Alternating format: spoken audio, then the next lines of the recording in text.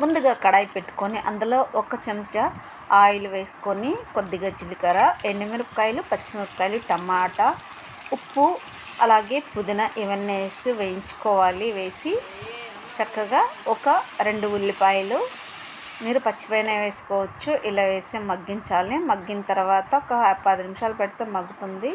అందులో మిరపకాయలు, వెల్లుల్లి అన్నీ వేసి బాగా నూరుకోవాలి. టేస్ట్ని బట్టి ఉప్పు వేసుకోవాలండి. ఉప్పు చింతకాయ తొక్కులో ఉంటుంది కాబట్టి కొంచెం తక్కువ వేసుకుంటేనే మంచిది.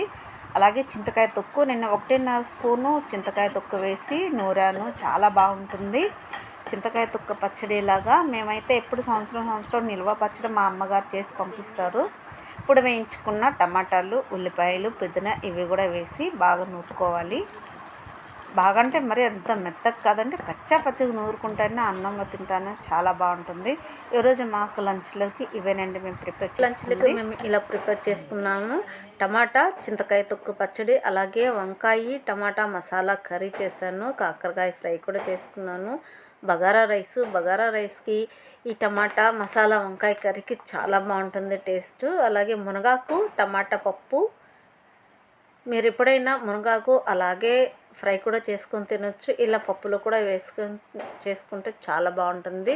పిల్లలకు కూడా చాలా మంచిదండి మునగాకు తినడం. రోజు ఒక గుప్పెడు మునగాకు ఇలా కషాయమైనా చేసుకొని తాగొచ్చు, ఇలా పప్పులో కూడా వేసుకుంటే చాలా మంచిది.